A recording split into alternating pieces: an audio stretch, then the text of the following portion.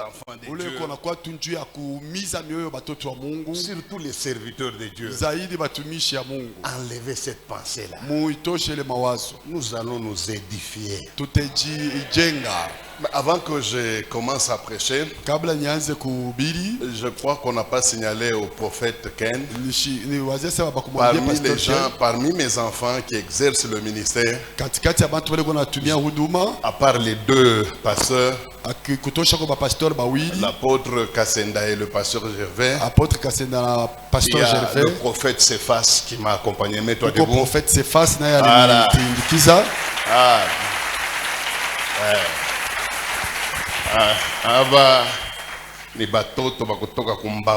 Ce sont les enfants qui viennent de mes côtes.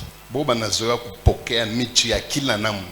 ils sont habitués de recevoir des coups de fouet de tout genre, mais ils supportent ça. Que Dieu te bénisse. Mungu emubariki. Écoutez, quand le prophète m'a appelé, wakati nabii alinita, il a été très clair. Alikuwa wazi. Il a dit, ananiambia, papa, moi je ne veux pas Pasteur mimi shitafute que tu continues avec le thème du marathon. Uendeleshe na kishina ya marathon ya mandamano. Quelque chose comme la lumière, comment? Mambo mwasa nuru. Ah, le peuple assis dans le ténèbre a vu la lumière. Mais il m'a dit non. Lakini anasema pana, apporte-nous le triomphe par la puissance du Saint-Esprit. Kushinda kupitia uwezo wa Roho Mtakatifu. Parle-nous utambie du Saint-Esprit. Kuhusu Roho Mtakatifu. Et puis, kisha introduis-nous dans la prière. Na utuingishe kwa maombi. Ça m'a beaucoup plu. Ilinifurahisha sana. Puisque kwa sababu c'est là que nous avons grandi, nous autres. Njo muleshi tunakomelelea shi bengine hapa. On nous a appris à vivre dans l'esprit. À marcher dans l'esprit, à être baptisé dans l'esprit. Nous avons grandi dans ce milieu-là. Alors nous ne sommes pas dans un séminaire. Nous ne sommes pas dans un enseignement spécial. Il s'agit d'un sermon d'un jour. Alors, vous allez être un peu attentif, puisque je vais prendre d'abord l'attitude d'un enseignant.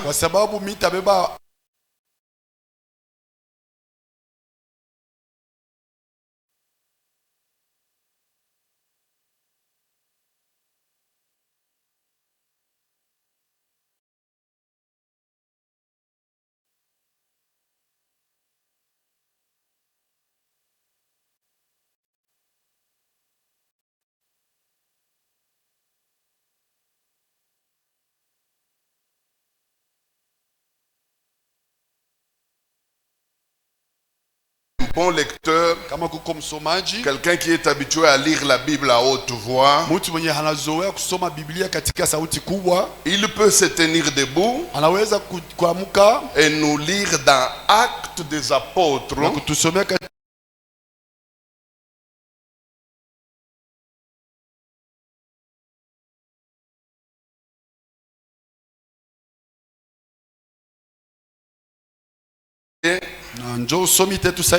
à placer le socle de notre intervention ce soir. Et avec l'aide du Saint-Esprit lui-même, nous allons essayer d'entrer dans le méandre du sujet. Alors c'est pourquoi je vais demander à tout l'auditoire d'être tout oreille. Alors s'il y a quelqu'un qui a trouvé, qu'il nous lise Actes des Apôtres chapitre 19 verset 6. On peut y aller.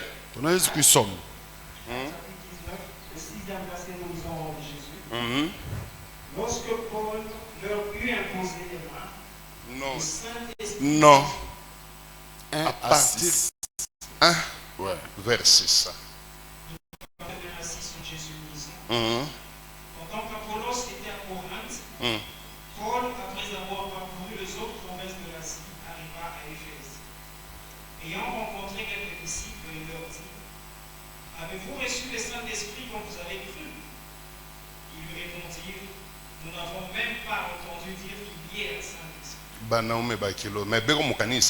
Ils sont dans l'église. Ah. Katikati ya beaucoup peko ba prophète Boaz, peko ba frère Motomoto, mais nous n'avons jamais entendu qu'il y a un Saint-Esprit.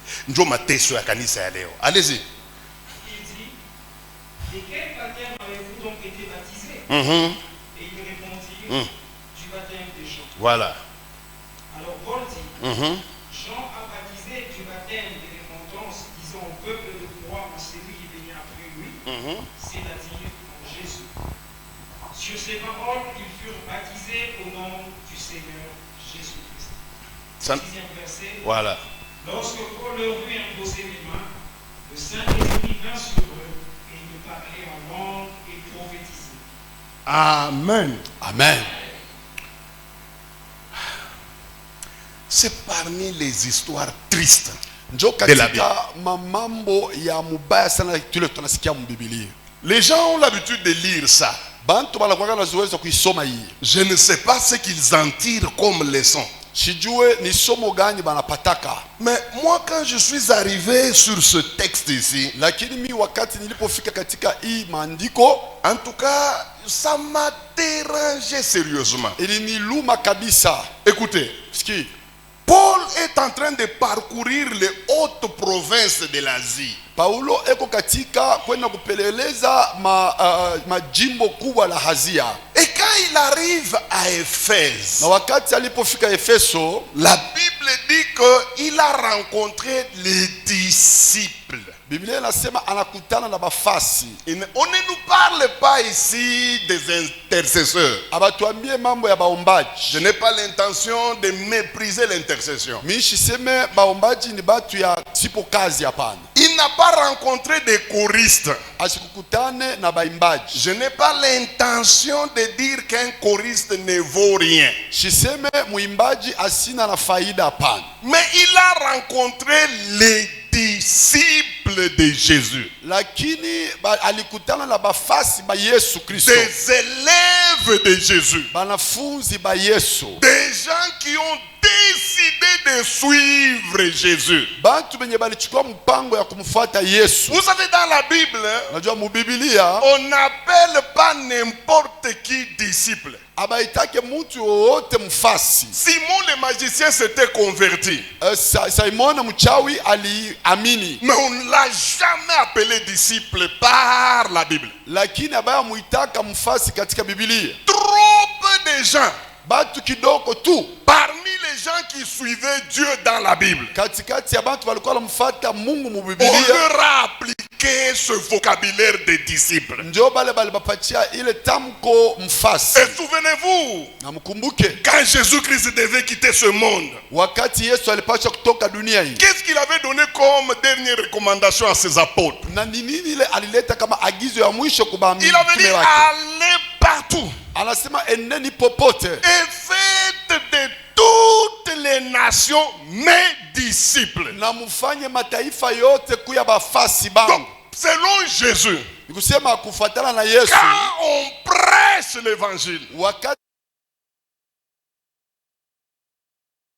écoute cet évangile à devenir disciple.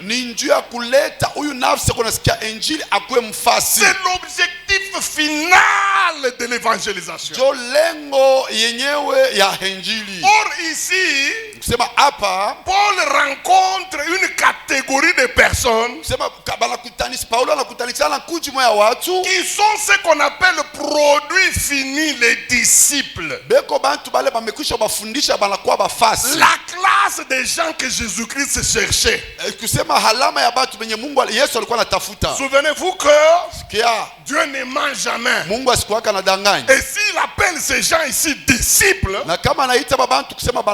c'est qu'ils l'étaient réellement. Mais le problème, lakini magumu c'est que quand Paul les a examinés, ni kusema wakati Paulo alibachunguza il a constaté une chose. alitazama kitu moja, Et il va poser la question. aliuliza hivi, Puisque kwa sababu pour être très sûr de ce qu'il venait de discerner, nju ukwe hakika ya kenye halitokea kuona, il fallait qu'il pose la question. ilibidi aswali. Alors il leur a dit, Njo anabambia mes amis, bapendwa, quand vous avez reçu Jésus, wakati mulipompokea Yesu, autrement dit, quand vous vous êtes convertis, wakati mulipoamini, quand vous avez tout abandonné, wakati mulipoacha byote, avez-vous reçu le Saint-Esprit? eti mulipokeaka ko Roho Mtakatifu? Mes amis, la réponse de ces gens ici Bapendwa, jibu ya aba bantu est une catastrophe, et pour le ciel et même pour l'enfer. ni ya aya sana na kumbingu kisha hata muhadezi. Ils vont donner une réponse Bataleta jibu moya qui m'a donné de la chair de poule. ile ilinipatia tedemeko. Ils ont dit ceci: Banajibu hivi, nous n'avons pas reçu le Saint-Esprit. she atukupokee lwetu Roho Mais Mtakatifu. écoutez ce qu'ils vont ajouter. Sikia vile bataongoza, Ils ont dit, depuis que nous sommes disciples, banasema tokea si tuko bafasi, depuis que nous nous sommes convertis, tokea sisi tunaamini, nous n'avons jamais entendu qu'il y ait un Saint-Esprit quelque part. hatuyakasikiaka hapo hata kusema kunekalaka kwa Roho Mtakatifu fulani fazi fulani. Pimako wenjo pasteur wa baba frère, Imaginez que c'est vous le pasteur de ses frères, ba disciple. les disciples là. Baba yashikiaka kwa taseme kunekalaka ko Saint-Esprit, mais wenjo baba yabo utatembea nabo kama ni 22 ans. Mais abayu bako tu pasteur wa bantu ba ataisha nabo. Ils n'ont jamais appris qu'il y ait même un quelconque Saint-Esprit. Imaginez-vous que ce soit vous, les pasteurs d'une telle catégorie de personnes. Comment finirez-vous avec? Imaginez-vous Des des gens qu'on appelle disciples, face. des gens qu'on appelle les héritiers du royaume, les gens appelés à aller confronter le diable, les gens qui doivent faire du royaume de Dieu leur affaire. Mais ils ont comme grande difficulté, d'abord, de ne pas avoir le Saint-Esprit. Ils n'ont même jamais entendu qu'il y a un Saint-Esprit. La question que moi je me pose, qu'est-ce qu'ils faisaient dans leur disciple-là? Qu'est-ce qu'ils faisaient dans l'église? Quand quelqu'un n'a jamais entendu qu'il y a un Saint-Esprit, mais il prétend être disciple de Jésus, c'est pour faire quoi? C'est pour marcher comment? Puisque toutes les affaires du royaume sont contrôlées, dirigées, dictées par le Saint-Esprit. Or, ici, nous avons 12 personnes qui ont tout laissé, qui ne sont pas dans les femmes, qui ne sont pas dans les garçons, qui ne boivent pas. Mais leur problème, c'est qu'ils n'ont ni Saint-Esprit, et puis ils n'ont même pas entendu parler du Saint-Esprit. Je me demande comment ces frères, les 12 frères ici, seront-ils capables de marcher jusque dans le royaume de Dieu? Un problème très sérieux. Une église où il n'y a pas de Saint-Esprit. Non seulement il n'y en a pas, mais on n'en parle pas. On n'a jamais parlé du Saint-Esprit. Mais ils étaient quand même dans l'église. Ils étaient en train d'adorer dans l'église. Ils étaient en train de servir entre guillemets. Ils étaient attachés au Seigneur entre guillemets. Vous voyez quelle difficulté pouvait être le lot de ces gens ici. ile ilingekuwa njo iko kumbele ya aba bantu. Comment est-ce que quelqu'un peut marcher avec Dieu? Je mtu atatembea na Mungu Il n'a pas le Saint-Esprit. lakini hana Roho Mtakatifu, Et puis il n'a jamais entendu parler du kisha Saint-Esprit. aya msikiaka banamtea Roho Mtakatifu. Comment peut-il faire des exploits avec Dieu? Sasa atafanya maishara na Mungu je? Et Paul ajoute, Njo Paulo il dit, anaongoza si vous n'avez pas le Saint-Esprit, asema kama muna na Roho Mtakatifu, alors d'abord, vous avez été baptisé de quoi? asema bali mibatizaka je? Il dit, nous connaissons seulement un seul baptême. Asema shi bali tubatizaka tunajua ni batizo moja tu. Quel baptême? Batizo gani? Celui des gens. Asa ile ubatizo ya Yohana. Même Paul ne sait pas quoi être. Paul lui-même dit Donc, frère, Ataï baptême ya C'est-à-dire, à part le le baptême de Jésus dans l'eau lavou, il dit tel que tu nous vois ici. disciple de Jésus. Si tu vas faire ça, Mais il bingine. les autres les choses là, nous ne sommes ni de loin ni de près. Est-ce que ce n'est pas ça ton cas? Ce n'est pas ça ton cas. Frère en Christ. Ndugu katika Bwana. Ce Ce n'est pas ça ton cas aussi. Tu parles trop, non, Parce que j'ai tu 13 ans dans la foi. unasema sana huko J'ai muimani. 20 ans de marche avec Dieu. Misha kutembea na Mungu katika miaka 20. Et Paul a commencé à expliquer les choses. Ndio Paulo anaanza kufasiria vitu. C'est alors qu'il va leur parler Ndio atabambia, d'un baptême anabambia juu ya ubatizo. qui est écrit dans Marc, je crois. Ile iliandikiwa katika Marko. Marc chapitre 3, Marko sura yake ya 3, versets 14 à 15. sura yake mstari ya Vous commencez à 14 partir de 15. 11 jusqu'à 15. Wala mnaweza kuanzia pa 11 kufikia pa 15. Où Jean-Baptiste est en train de dire, Ale Yohana Mbatizaji anasema, écoutez, msikie, il présente Jésus eko na muonesha Yesu comme étant celui kama ndio ule qui est capable de vous baptiser ule eko na uwezaji ya kubabatiza du Saint-Esprit kupitia Roho et Mtakatifu de feu. kisha na moto. Mais dans les églises, on ne parle que du baptême du Saint-Esprit. Lakini katika kanisa banasemaka paka njuu ya ubatizo wa Roho En tout Mtakatifu. cas, moi je n'ai jamais suivi un enseignement sur le baptême des feux. Mimi siafuataka kwa mafundisho juu ya ubatizo katika moto. Depuis que je suis dans l'église, Tokea niko mkanisa.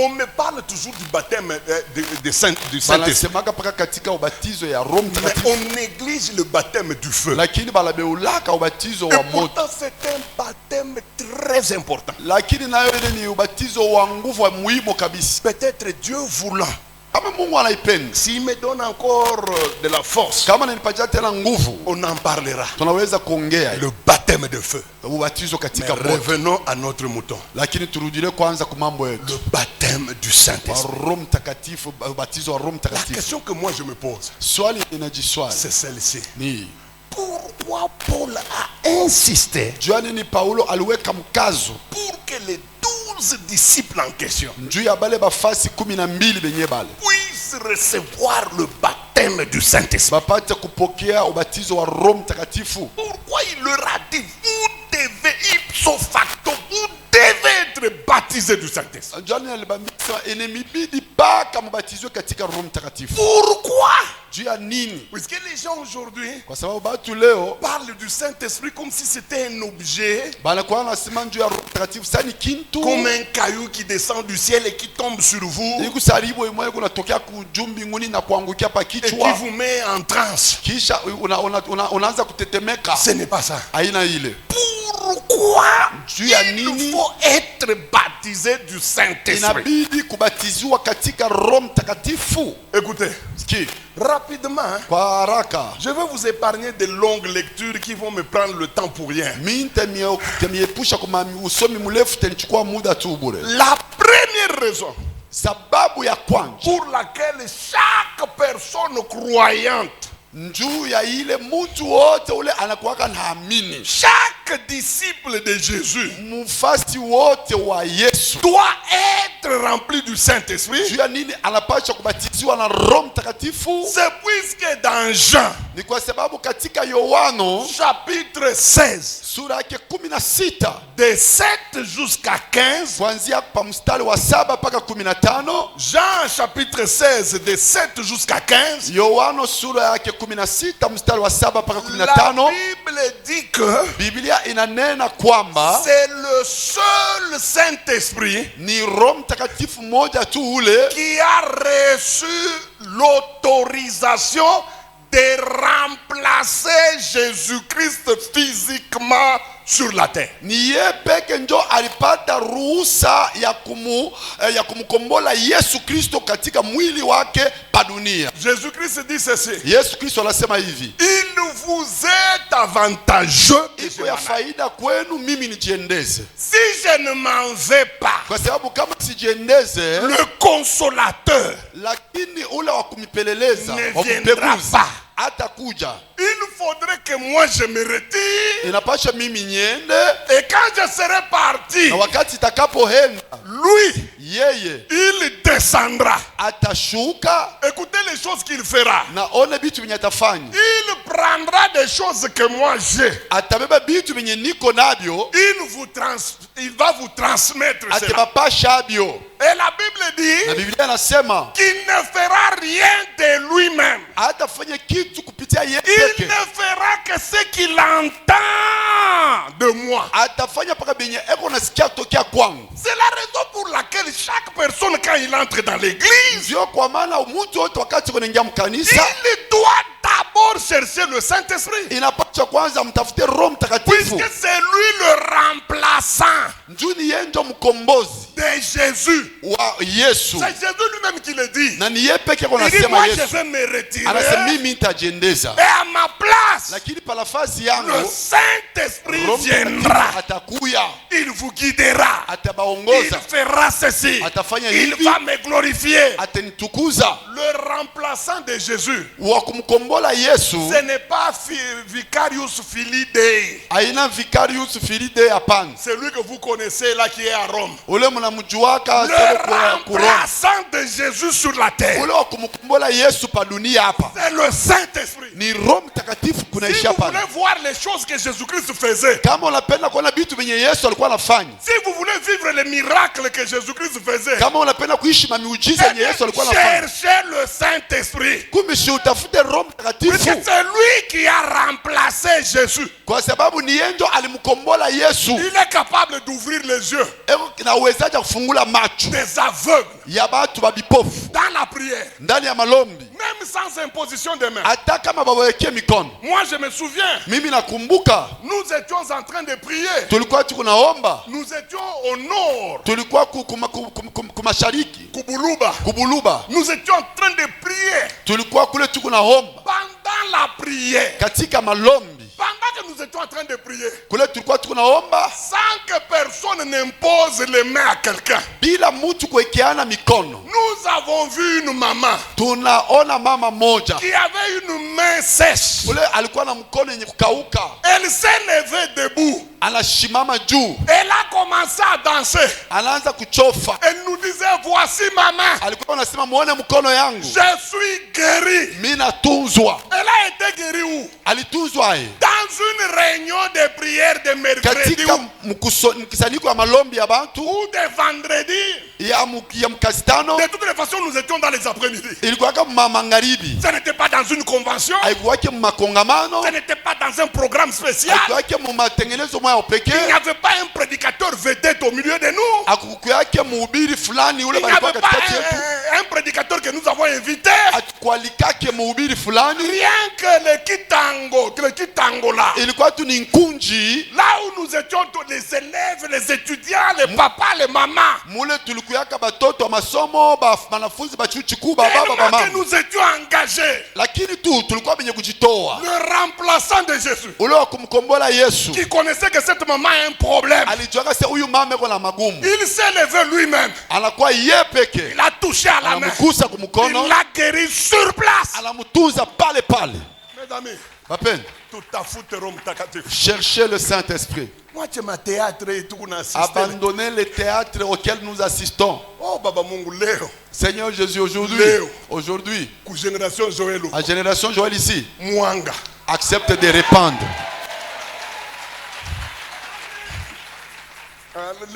Leo nguvu ya Mungu itakuharibisha. Aujourd'hui, la puissance de Dieu va te changer.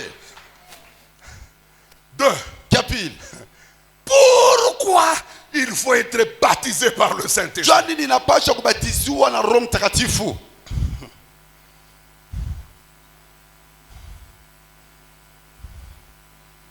Nous devons être du Saint-Esprit. inatupasha kubatizwa na Roho Mtakatifu Puisque kwa sababu c'est le seul sceau njo tu saini moja de Dieu ya Mungu qui prouve que ile iko naonesha kusema nous lui appartenons maintenant. tukubaki.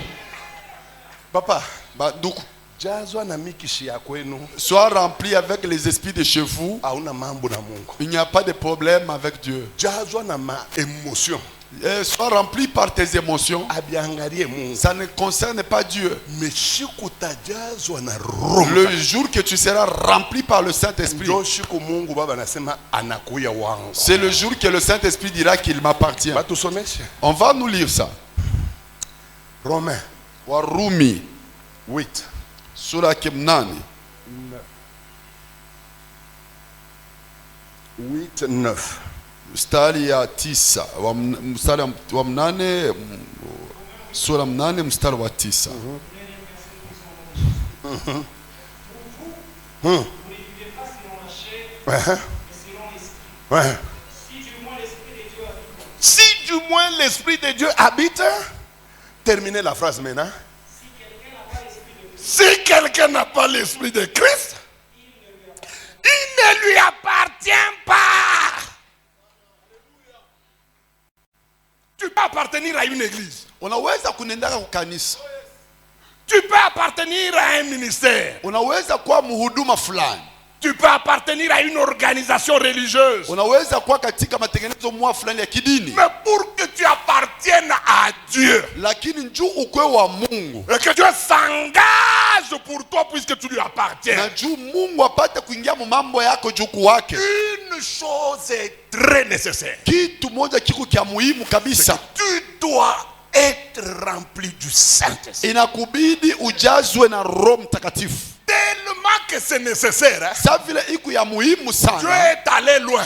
Alienda mbali. Il a dit celui qui n'a pas son esprit, Paulo anasema kama ule ashina na roho wake, il ne lui appartient pas. ashina wake pia. Il ne lui appartient pas. Ana tena wake. Et si tu deviens une propriété Kama de Dieu, unakuwa kitu ya Mungu. unakuwa kintu kia Mungu, Si tu deviens une propriété de Dieu, mambo yote takufikia itamsukuma Mungu ingie.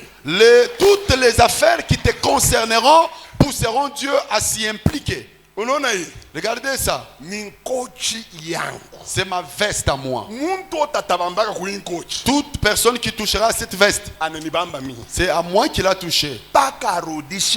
Et il faudrait qu'il la Paka retourne. nimupike vita nirudie nayo. Je vais me Yangu. battre pour que ma veste me soit retournée. Mubantu Dans les hommes, parmi les kukubantu hommes, ba mingi bale Mungu aliumba. il y a beaucoup d'hommes que Dieu a créés. Bale beko na appartenir kwa Mungu. Pendant ceux-là qui appartiennent à Dieu, Baka bale beko na Roho Mtakatifu. ils ne sont que ceux-là qui ont le Saint-Esprit. C'est pourquoi c'est une bêtise C'est pourquoi iko bujinga kabisa que de prétendre servir Dieu ya kuwazia siko namtumikia Mungu sans le Saint-Esprit. lakini bila Roho Mtakatifu. Surtout d'être prédicateur Zaidi kusema unahubiraka sans le Saint-Esprit. bila kuwa na Roho Mtakatifu. Prétendre à n'importe quel ministère Kwanza kufanya huduma yoyote sans le Saint-Esprit. bila kuwa na Roho Mtakatifu. Mungu anamo na takuwa tena Dieu utakuwa n'est la pas dedans bibaya. et il va te laisser, tu vas aller heurter. C'est la raison pour laquelle il faut kutafuta roho. Voilà la raison pour laquelle il faut chercher l'Esprit. Roho Mtakatifu L'Esprit de Dieu. ni kintu kia kutafuta sana. C'est ce qu'il faut vraiment chercher. C'est vrai unatafuta bintu mingi mukanisa, C'est vrai, vous cherchez beaucoup de choses dans l'église. unatafuta popularité, Vous cherchez la popularité. unatafuta bantu la kutafuta kujulikana. Ouais, les gens cherchent à être connus. Utona muntu Vous allez voir quelqu'un, ekona kanisa mwa ya magumu. il a une église à problème. Mkwata bantu kama ni 15. Il y a même 15 personnes. Mais eko paka pa TikTok na Mais pa vous allez voir, il est sûrement sur TikTok pa ma réseaux sociaux. et sur les réseaux sociaux. À 17h, Non, ça kumi na l'homme saba. de Dieu sera en direct. Ndio sasa mtumishi wa Mungu atakuwa mu live. Aone se kuna magumu ya nguvu. Tu ne vois pas que tu as beaucoup de problèmes. Kanisa kenye kanisha kukuchokesha. Parce que l'église même t'a fatigué. Mbele mu Ça veut dire que 14h en direct. Comme tu vas passer à 14h en direct. Mon indirect, mon 11h. Dans l'indirect à 11h. Tu t'es bagarré d'abord avec ta femme tellement. Et puis tu as vraiment tabassé. Et même le musicien qui est venu te demander d'arrêter, lui aussi a eu son coup. Mais 14h, et à 14h tu es là. Maintenant c'est avec l'homme de Dieu. Ça s'appelle la mtumishi wa Mungu. Au lieu d'aller souffrir sur les réseaux sociaux, cherche d'abord le Saint-Esprit. Je ne dis pas que. Ne me comprenez pas mal. Je ne dis pas que prêcher sur les réseaux sociaux c'est mauvais. Moi-même vous me voyez à tout moment sur ces histoires. Mais ce n'est pas ça la force. Le problème avec le Congolais c'est quoi? C'est qu'il y a les hommes de Dieu. Si vous l'extrayez des réseaux, lui aussi il va être effacé pour des bons. Parce qu'il n'a pas autre chose que ça. Il n'a rien. Au moins les réseaux sociaux. Au moins les réseaux sociaux. Ce sont eux qui font qu'il soit visible. C'est pourquoi vous allez remarquer qu'au moment de filmer, là, les caméramans prennent des angles, certains angles. Au lieu de souffrir avec ces filmages-là, agenouille-toi et cherche le Saint-Esprit. Il va te faire du bien. Allons-y. Tenez-les. 3. Il y a 4. Pourquoi il faut à tout prix Dieu a dit il n'a pas qu'à être baptisé kubatiziwa du Saint-Esprit. Katika Roho Mtakatifu. Ah, ici c'est très important. Ici il faut qu'on lise. Hapa inabidi tusome. Parce que dans les églises, nous faisons semblant sur beaucoup de choses. Nous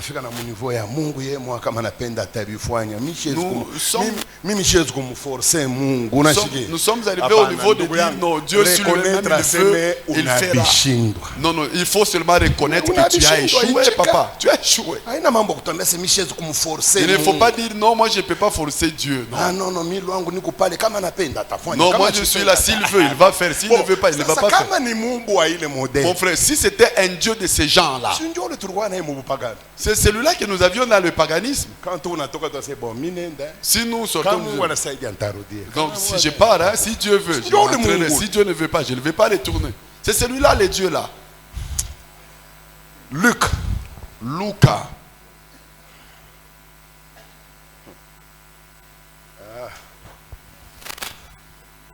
Qu'on nous lise, hein? Luc chapitre 4. Lucas sura ya 4 verset 14. Mustari ya 14. Qu'on nous lise. Batusome. Amen. Jésus revêtu la puissance de l'Esprit. Hein? Répétez quelques phrases car pour moi. Jésus revêtu la puissance de l'Esprit. Retournant en Galilée. Et sa renommée s'est répandue dans tous les pays parallèles. Continuez. Il enseignait dans les synagogues et il était glorifié par tous. Et puis il s'est rendu à Nazareth où il avait été élevé. Et selon sa coutume, il entra dans la synagogue le jour du sabbat. Il s'éleva pour faire la lecture et on lui remit les livres du prophète Isaïe. Voilà. L'ayant déroulé, il trouva l'endroit où il était. Arrêtez là-bas. Prenez encore. Je crois ça doit être Jean. Jean chapitre 14 verset 26. Mustari wa 26. Allons-y. Jean 14, 26e verset nous disons Jésus. Mais les consolateurs, l'Esprit Saint, qui le Père enverra en mon nom, vous enseignera toutes choses et vous rappellera tout ce que je vous ai dit. Je vous laisse la paix. Je vous donne ma paix. Je ne vous donne pas comme le monde donne. Que votre cœur ne se trouble point. Et ça. Écoutez, la Bible dit Biblia inasema après le baptême, kisha ubatizo Jésus-Christ a été conduit au désert. Yesu alienda katika jangwa Dans une longue prière. maombi kubwa kabisa. De 40 jours. Ilikuwa maombi ya masiku 40 40 nuits. na mausiku 40. Mais écoutez ce que la Bible dit. Sasa msikie vile Biblia inasema. Quand il a terminé, Wakati alipomaliza, la Bible dit qu'il est sorti. Biblia inasema alipoondoka, revêtu mwenye kujaa de la puissance de l'esprit. na uwezo wa roho, Et il commença à prêcher na akaanza kuhubiri et à guérir les malades. na kuanza kutunza magonjwa. Et la Bible dit, Na Biblia inasema et sa renommée na kavumu yake se répandait partout. ilizambara kwenda fasi yote. Pourquoi Jésus-Christ est allé au désert? Jua nini Yesu alienda kujangwa? C'était pour aller puiser Njuu enda kashote la force, uwezo, l'équipement, ile mafsila bifaa, afin d'affronter njuu ya kukombana deux puissances. na manguvu La mbili, puissance du monde nguvu ya dunia et la puissance des ténèbres. kisha na uwezo wa kisa. Pourquoi devons-nous être baptisés? Njua nini inapasha tubatiziwe? Nous devons être baptisés par le Saint-Esprit Inapasha tupate kubatiziwa kwa Roho Mtakatifu kwanza, pour être revêtus, njuu ya kuvalikwa, pour être équipés, njuu ya kupata kuvala, pour porter la puissance. njuu ya kuchukua uwezo. Et avec cette puissance-là, Na ile uwezo nous allons confronter deux tutenda mondes. kupambana na hii kundi mbili ya La watu, puissance du monde uwezo wa dunia et la puissance des ténèbres. kisha na uwezo wa kisa. Frère, je vais vous dire la vérité. Bapenda mimi temiambia hivi, Ce n'est pas tout celui que vous appelez frère aina ule wote Mungu anaita sema ndugu qui est capable d'affronter la puissance de Satan. ule ego na uwezaji wa kukombana na uwezo wa shetani. Je vous dis la vérité. Niko nemiambia kweli, Il y a des pasteurs et des pasteurs au Congo. kuko bachungaji na bachungaji Mkongo, Mais ce ne sont pas tous les pasteurs lakini aina bachungaji bote qui sont capables bale beko na uwezaji de s'opposer ya kupingana à la puissance des na ténèbres. uwezo ya giza. Vous savez, Unajua, j'ai vu des gens qui ont tenté de vouloir combattre Satan sans puissance. miliona bantu bale balisubutu kumkomanisha shetani bila kuwa na uwezo, Ils ont regretté leur vie. bali pata yabo maisha yote mshindi.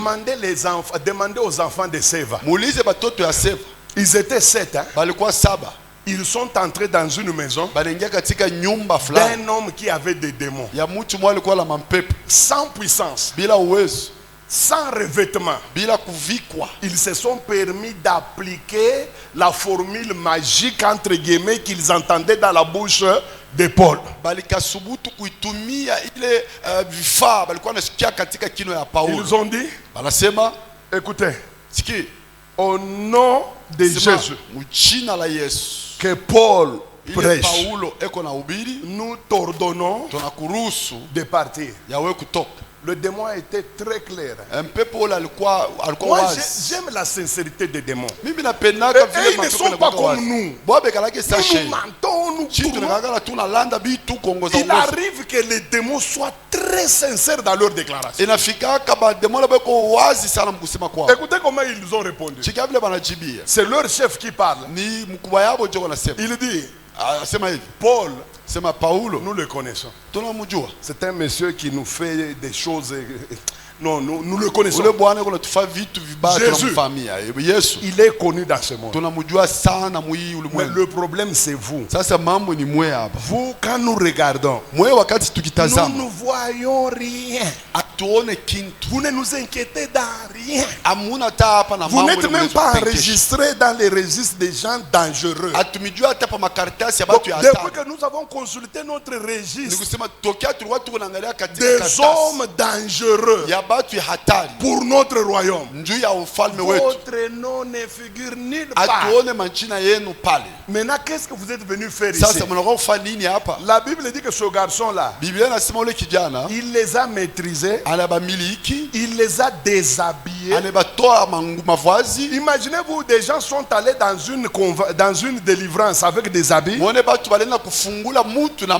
Ils en sont sortis nus. Ni nus, haina musilip, ni nus. C'était nu. Ce n'est pas qu'ils avaient des caleçons, non, c'était nu. Ça montre que les démons ne jouent pas.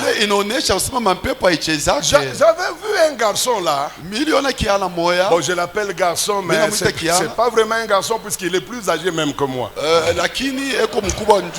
Je suis allé prêcher à Likasi. À l'époque, j'enseignais chez le pasteur Rissassi. Pasteur André Lissassi. Alors, j'ai dit ceci. J'ai dit à tous les sorciers. J'ai dit, vous les sorciers. Écoutez, je suis à tel hôtel, à tel numéro de chambre. Je vous invite tous la nuit. Coalisez-vous, venez me battre là-bas. Et je vais vous faire des choses. Lui, il était dans l'auditoire, dans l'assistance. Quand j'ai terminé la campagne, je suis rentré à Kipushi. Il est allé tenir une campagne en Kolomoni. Ceux qui habitent Likasi savent Kolomoni c'est quoi. C'est le fief d'occultisme. Alors, il va m'imiter en plein air. Il dit aux gens, j'appelle tous les sorciers de Kolomoni de me suivre à l'adresse telle. Les sorciers l'ont regardé. Oui. Ils ont dit, toi, tout à coup, ok, ça va, nous viendrons. Et la nuit, ils sont venus. Ils ont pris l'homme. Ils ont étranglé sérieusement. Le pasteur s'est retrouvé en dessous du lit. Je vous dis, sans chemise. Et puis, à Soukouen Soumichi. Regardez, les lèvres étaient gonflées sérieusement. Sa femme m'a même dit ceci.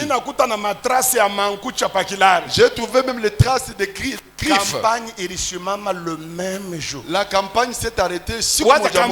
Il y a une semaine. C'était une campagne d'une semaine. Ça s'est arrêté au mardi. Veuillez excuser l'homme de Dieu. Il est en prière. Il a abandonné sa campagne. Ne jouez pas avec la puissance de Satan. La force du diable. Vous ne pouvez pas y arriver sans le Saint-Esprit. Détrompez vos frères.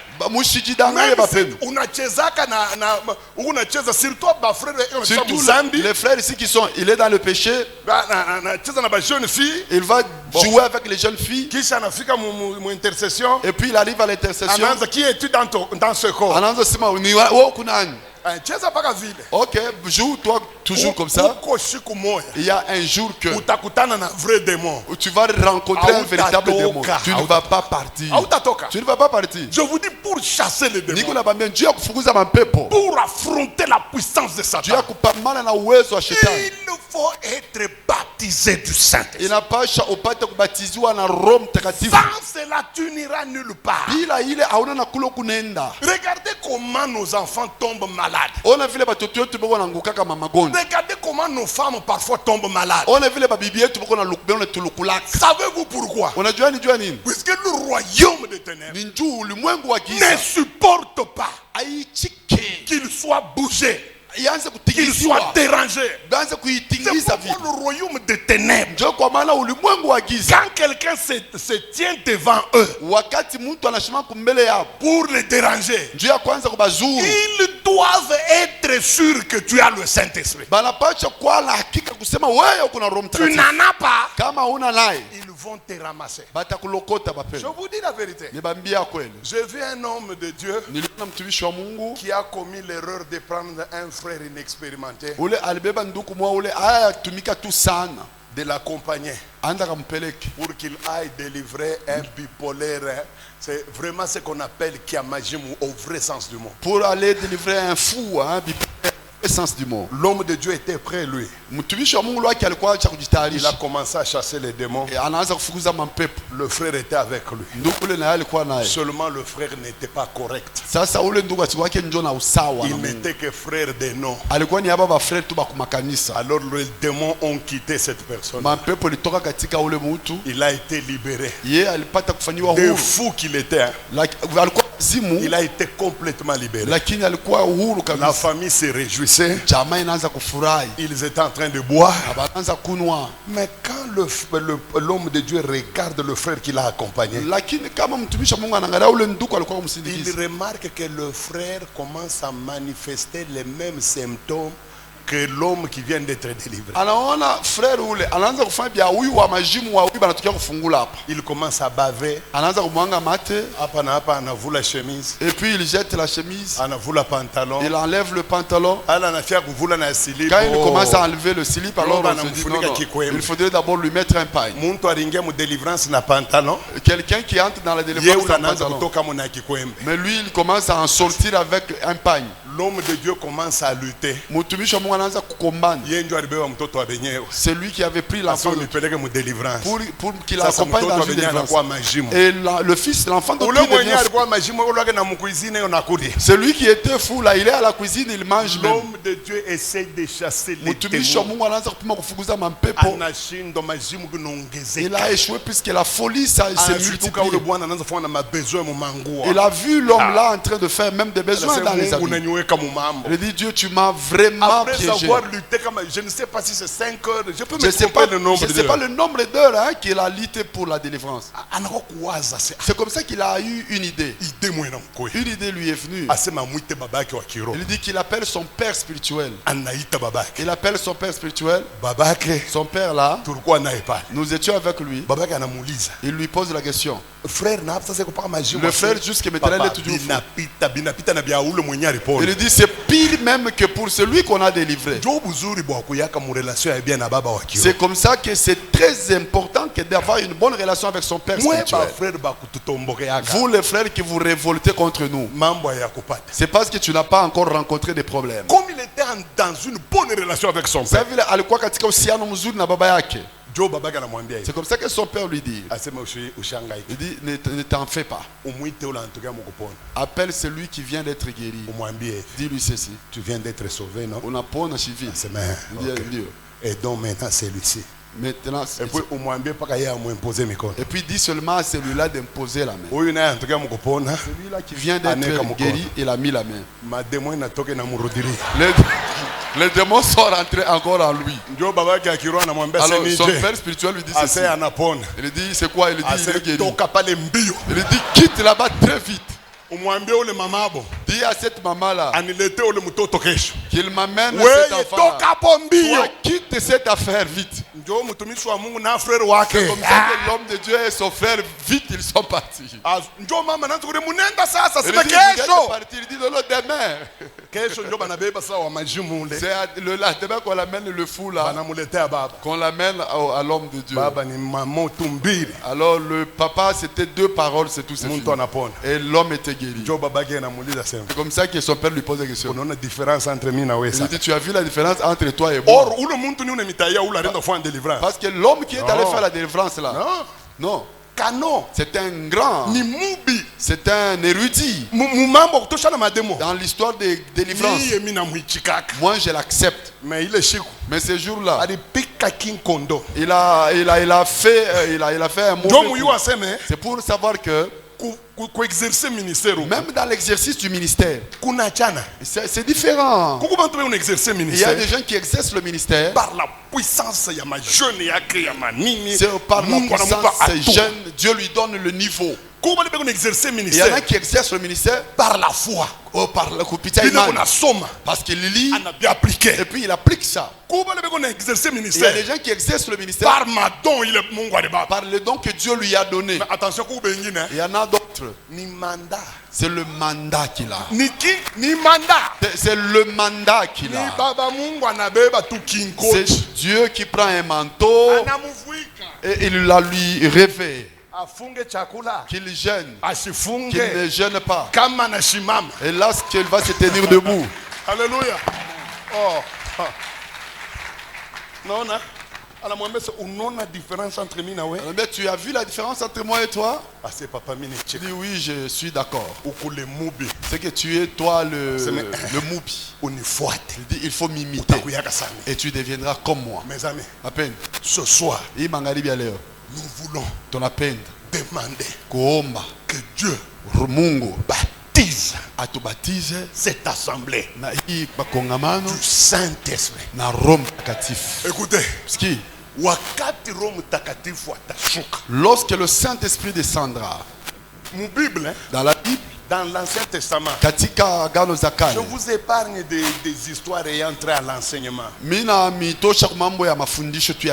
devais vous montrer dans la Bible, on reconnaissait comment que quelqu'un vient de recevoir le Saint-Esprit. Je ne suis pas dans la théologie. Je ne suis pas dans les opinions. Je suis dans les actes des apôtres. Chaque fois que le Saint-Esprit descendait, la Bible parlait d'une chose. D'abord, pour la première fois que le Saint-Esprit est descendu, quand il est descendu, la Bible dit que il y eut un grand vent, les langues de feu, et puis se séparèrent les uns les unes les autres, et ils se mirent à faire quoi? À parler quoi? Quand le Saint-Esprit est descendu chez Corneille, la Bible dit que les gens qui ont accompagné Paul étaient étonnés du fait que les païens aussi avaient reçu le Saint-Esprit. Mais comment est-ce qu'ils ont compris qu'ils ont reçu? Ils disent car ils les entendaient parler en langue. Ma discussion vient nous. Vos discussions là, selon lesquelles oh non, il peut descendre même dans le froid. Pour ton cas. Moi je suis dans la Bible. Dans le froid, pour ceux qui te concernent, mais dans la Bible, car ils les entendaient parler. C'était le signe visible. Écoutez, quand Simon, le magicien, le faux converti, ou le semi-converti, quand Paul, plutôt Pierre et Jean sont arrivés, la Bible dit qu'ils imposaient les mains et les gens étaient remplis du Saint-Esprit. La Bible dit, quand Simon vit que les gens étaient remplis du Saint-Esprit par l'imposition des mains, il a vu ça comment? Comment est-ce qu'il a conclu que maintenant le Saint-Esprit descend? La Bible dit, car il les attendait parler en... Ma discussion bien au 21e siècle, vos discussions de 21e siècle ne concernent pas. Moi je suis dans la Bible. Chaque fois que le Saint-Esprit descendait, il manifestait sa présence par un signe caractéristique. Les gens parlaient en langue. Je ne dis pas que c'est le seul signe. Je ne dis pas que c'est le seul signe. Mais le signe caractéristique qui revenait à tout moment. Même les 12 disciples ici, ceux-là qui avaient dit nous n'avons jamais entendu parler du Saint-Esprit. J'ai dit la Bible. Là-dessus, Paul leur imposa les mains et ils furent baptisés du Saint-Esprit. Car ils parlaient en langue et prophétisaient.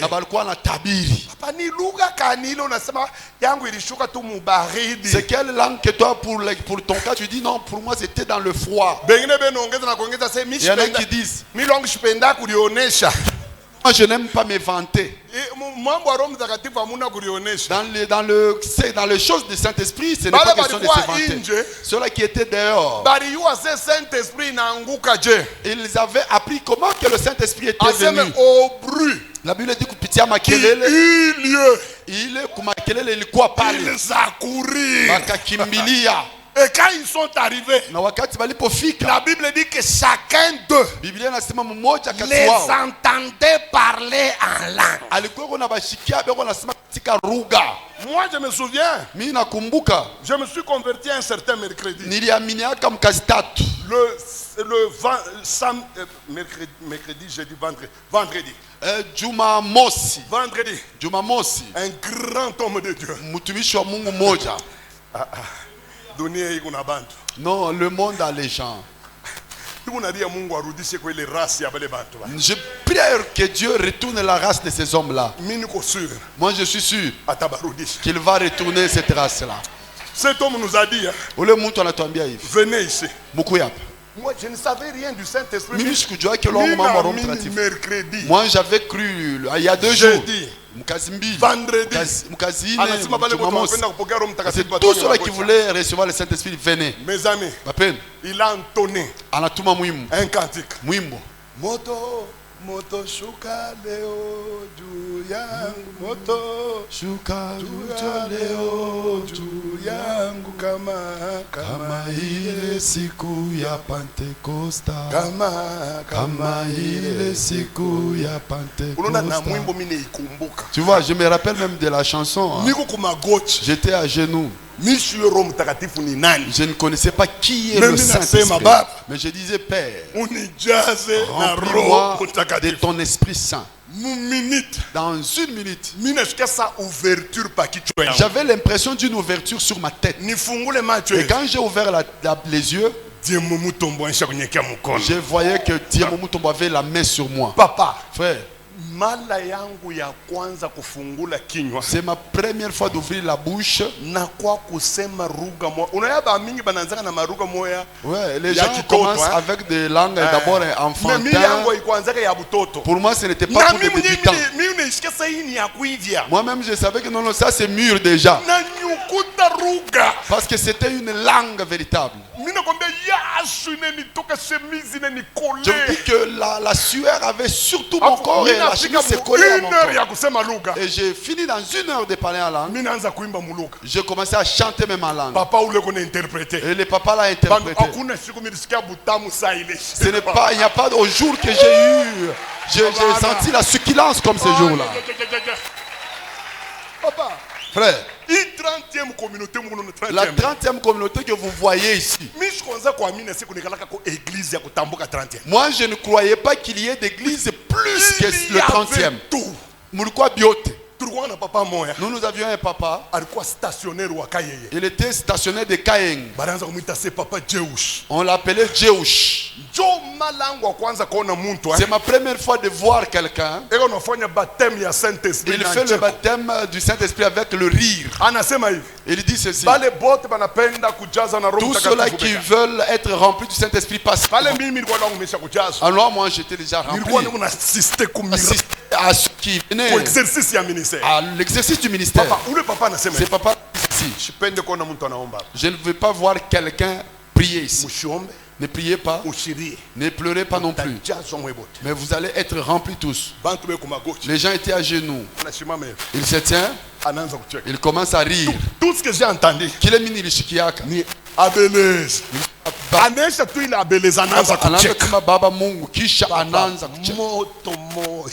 Vous n'avez pas l'idée du feu qui était.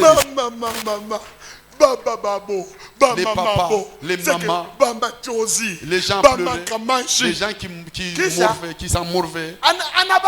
Et il les a laissés. Il est parti au bureau du représentant. Laissez-les être remplis. Les gens étaient remplis comme vous n'avez pas idée. Qu'est-ce que Dieu demande? Et même pour être rempli, qu'est-ce que Mungu analomba? Il demande seulement 2 choses. La Bible dit, approchons-nous avec un cœur saint.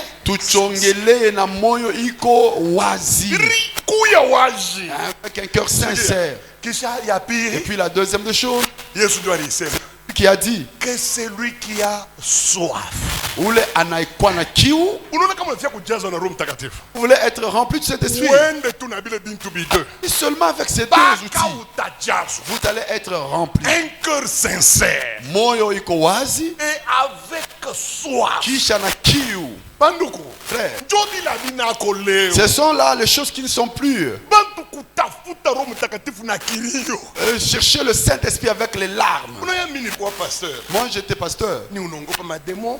Je craignais les démons. Ni ku pasteur. J'étais pasteur. Atako na kukankasha ataka moi mon vision. Même voir même une vision, même dans une vision, une biche, je ne voyais pas.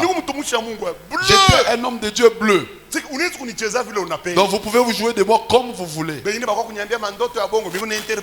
en a qui me donnaient des faux rêves, je les interprète. J'étais vraiment ridicule dans le ministère. J'ai dit cette histoire. Je dois aussi chercher ça. J'allais en brousse.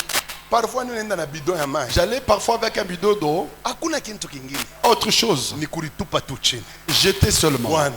Et je dis Seigneur, unipe nguvu. Donne-moi la force ya kutosha buloji. De chasser, d'enlever la sorcellerie. Mimi yaza mwambia Mungu biote. Mimi sikuanza mfuchika. Moi je disais à Dieu tout. Mungu mimi nongopaka buloji sana. J'ai dit moi j'ai peur des sorciers, je dois Jean m'appelle pasteur Elias, mais moi-même je sais que je suis un faux. Il est sincérité. C'est cette sincérité là. Sitakwambia. Je ne peux pas te dire. Pendant que j'ai pris comme ça, j'ai vu quelqu'un. Je laisse, ça vous allez comme ça. Écoutez. C'est depuis ce jour-là que quelqu'un, Dieu m'a dit ceci. Depuis aujourd'hui, de ces jours, je veux commencer à t'amener les sorciers de tout genre. Et eux tous vont commencer à être guéris. Même s'il en avait mangé du ventre de sa mère, tu vas commencer à les chasser. Quand je suis sorti de cette prière, j'ai organisé mon premier séminaire. Ah non, je n'avais pas vu des choses comme ce jour-là. Je suis sorti de là. Je suis venu ici au Daman. J'ai fait un séminaire ici. Oh église, réveille-toi. Oh Kanisa Lamuka. Je n'avais pas vu le baptême du Saint-Esprit comme je l'avais vu les jours là. J'ai vu un jeune garçon. Il s'appelle Willy Tolela. Il était à l'Isès ici. Le Saint-Esprit est descendu sur lui. Willy a commencé à parler en langue. Et nous avons fini à 19h. On le retournait chez lui à la maison. Il parlait toujours en langue. Il arrive chez lui à la maison. Et là, il commence à parler en langue toute la nuit. Pendant 48 heures. Sans arrêt. Qui a parlé en langue alors le garçon ici était bien. Sur cette église ici, on l'a abîmé. On l'a détruit. On revenait avec lui. 48 heures.